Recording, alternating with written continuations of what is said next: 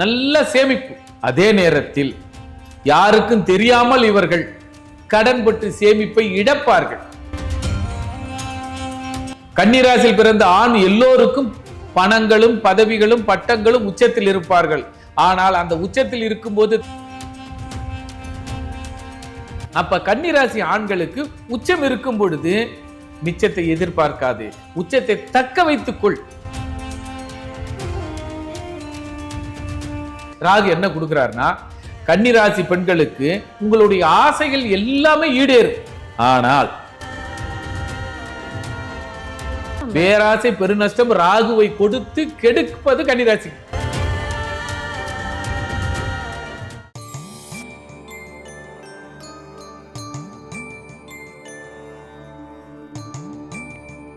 நமஸ்காரம் சார். நமஸ்காரம். எப்படி இருக்கீங்க சார்? ஒன்றும் இல்லை கோவிந்தா.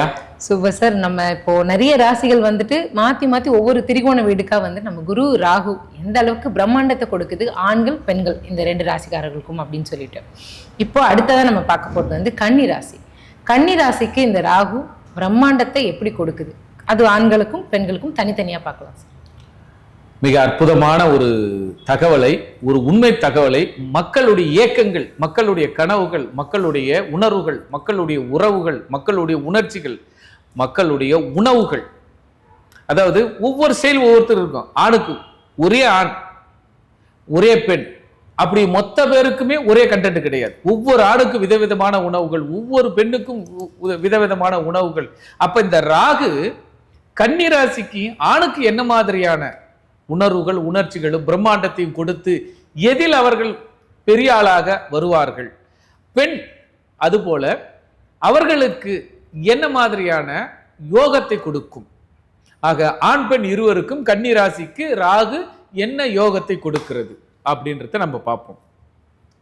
அதாவது கன்னிராசியை பொறுத்த வரைக்கும் ஒரு ஆண் பெரும்பாலும் பக்கா சேமிப்பாளர்கள் இருப்பான்.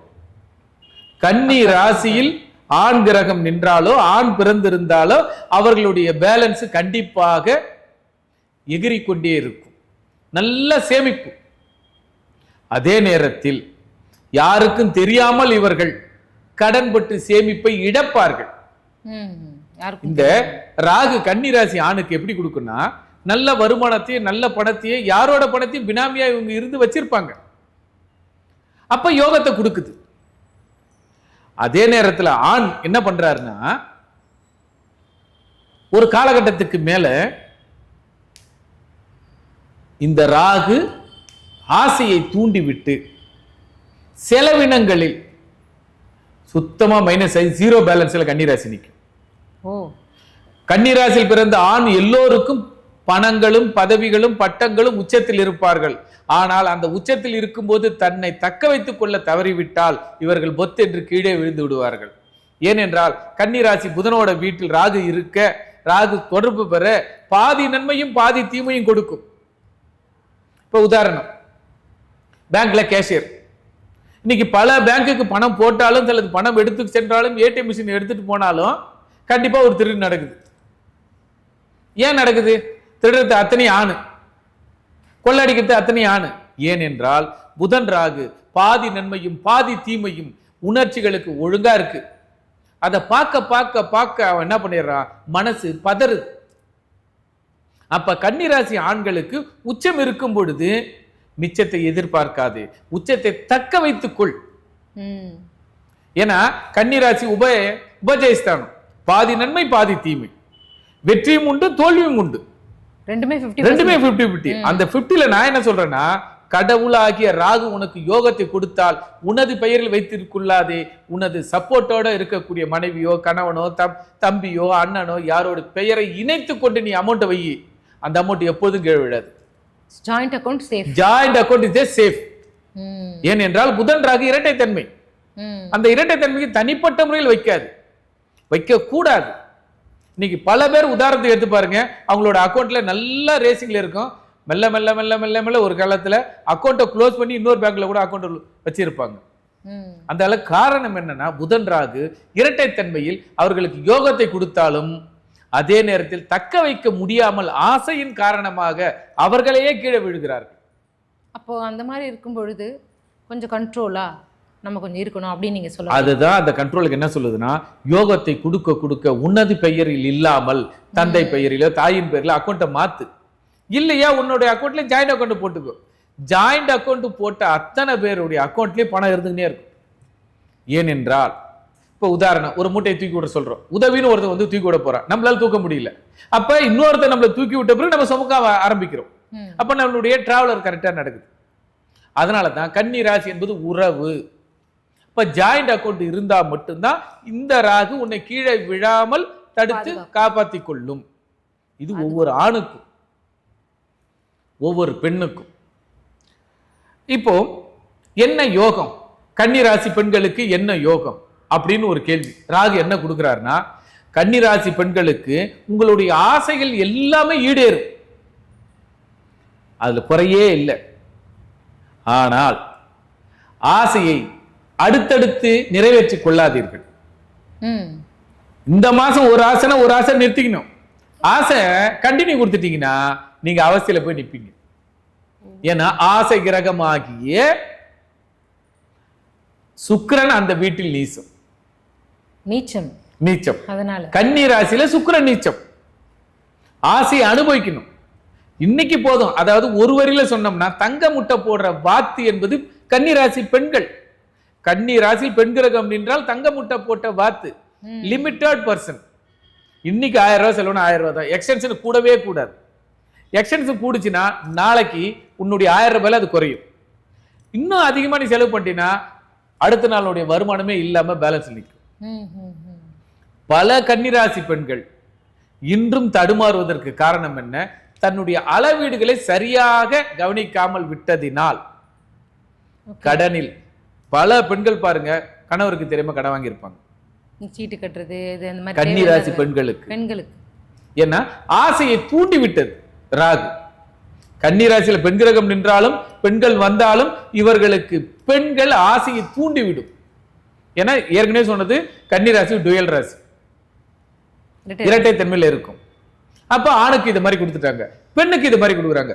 பெண்ணுக்கு அளவோடு இருந்தால் வளமோடு வாழ்வார்கள், அளவு மீறினால் அமிர்தமும் நஞ்சாகிறது என்பதற்கு அமிர்தமாகிய சுக்கிரன் அங்கு நஞ்சாக நீசப்பட்டு விட்டார். ஆக ஆணாக பெண்ணாக இருந்தாலும் ராஜயோகத்தை கொடுக்கக்கூடிய ராகு அளவாக இருக்க வேண்டும் என்பதை வலியுறுத்துவது கன்னிராசிக்காரர்களுக்கு, வேற யாருக்குமே கிடையாது.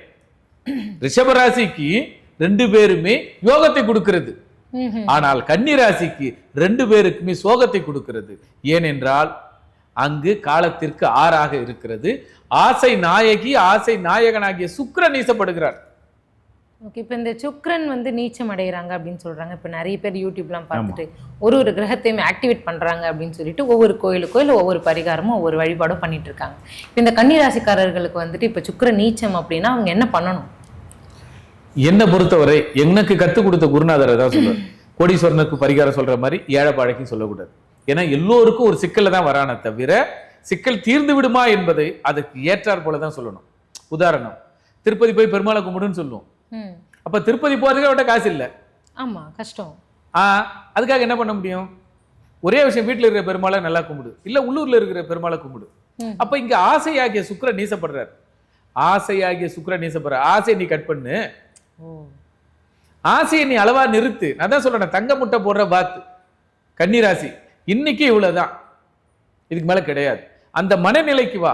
அப்ப இன்றைய கோட்டாவில் வாட கற்றுக்கொள். இது நிரந்தர வருமானம். Okay okay okay. தங்க முட்டை போடுற வாத்து நிரந்தர வருமானம். ஆசை அதிகமான பிறகு வாத்து அறுத்துட்டான். ரொம்ப பேராசை பெரும் நஷ்டத்துக்கு உள்ளாயிடும்ன்றதுக்காக நம்ம பேராசை பெருநஷ்டம் ராகுவை கொடுத்து கெடுப்பது கன்னிராசிக்கு. ராகு கொடுக்கிற யோகம் நன்றாக வாழ வைத்து அதுல சாட்டிஸ்பேக்ஷன் ஆக முடியாம இன்னும் பேராசை பட்டதினால் ஆசை கிரகம் சுக்கிரன் அங்கு நீசம். வீடு கொடுத்த புதனோட வீடு புதனோட நட்சத்திரத்திலேயே நீசம். ஓகே, சாரி, புதன் எங்க நீசமாகுதுன்னா சுக்கிரன் உச்சப்பட்ட இடத்துல நீசமாயிடுறாரு. புதன்ல யார் நீசம்னா சனி நீசம். சனியோட நட்சத்திரத்துல புதன் நீசம். இவர்கள் பரஸ்பரமான நட்பு, கர்மாவை சுமந்துக்கிறாங்கன்னு அர்த்தம். ஒன்னொன்னும் அப்படியே காம்பினேஷன்ல இருக்கு. அதனாலதான் ஒரே வேர்டு என்னன்னா கன்னி ராசி யோகத்தை கொடுக்கும் ராகு. அளவோடு இருந்தால் நிரந்தர யோகம், அளவு மாறிவிட்டால் மீறிவிட்டால் நிரந்தர சோகம். புரியுது. இப்போ அவங்களுக்கு வந்து யோகம் அப்படிங்கிற ஒரு விஷயம் என்ன அப்படின்னா, ரொம்ப பெருசாலாம் இது பண்ணக்கூடாது, அளவா மைண்ட் செட் இருந்துச்சு அப்படின்னா அதுதான் அவங்களுக்கு ஒரு மிகப்பெரிய ப்ளஸ். இப்போ இன்னொரு சைடில் சொல்லணும்னா,